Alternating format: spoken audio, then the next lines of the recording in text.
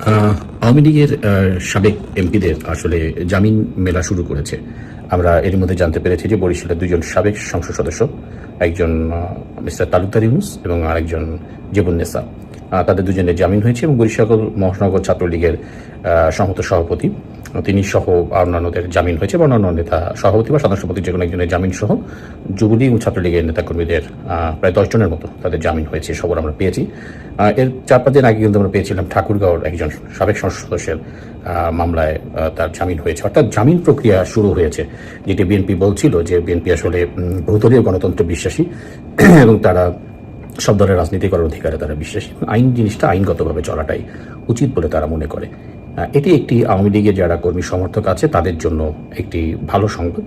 এবং বিভিন্ন জায়গা থেকে যেটি জানা যাচ্ছে যে আওয়ামী লীগের যারা এক অঞ্চল থেকে আর এক অঞ্চলে পালিয়ে থাকা যারা কর্মী সমর্থক ছিল তারা তাদের নিজ নিজ এলাকায় ফিরতে শুরু করেছে এবং এক্ষেত্রে এলাকায় ফিরে তাদের কোনো বাধা কিংবা প্রতিবন্ধকতার কোনো মুখে পড়তে হয়নি বা হচ্ছে না, এই খবর মিলছে। অর্থাৎ রাজনীতিতে এই বহুদলীয় গণতন্ত্র বা গণতন্ত্রের রাজনীতিতে এক ধরনের সুবাতাস বইতে শুরু করেছে।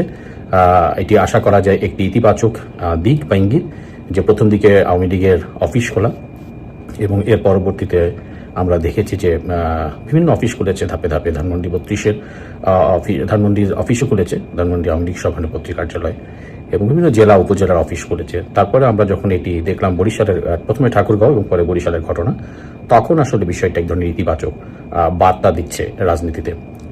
এরই মাঝে আবার দেখা গেল যে আমরা জানেন যে আইসিসিতে যে ট্রাইব্যুনালের যে চিফ প্রসিকিউটর ছিল মিস্টার তাজুল ইসলাম, তার বদলে অন্য একজন নিয়োগ হয়েছে।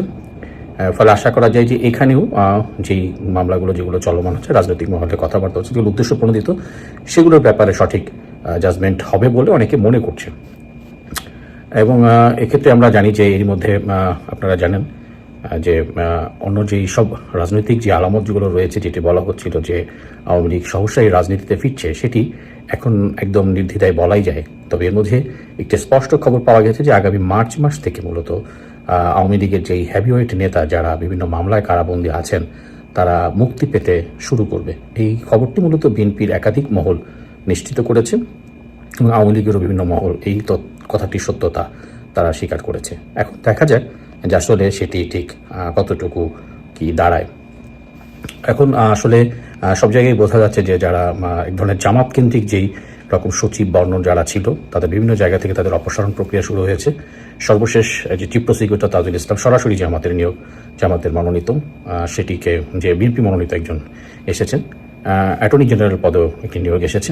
ফলে বলা যেতে পারে যে জামাত যেভাবে প্রশাসনের চেপে বসেছিল, প্রশাসন জামাত মুক্ত হতে শুরু করেছে। এটি একটি ইতিবাচক দিক এবং রাজনীতিতে, গণতান্ত্রিক রাজনীতিতে একটি পরিবর্তনের সুবাতাস বইছে।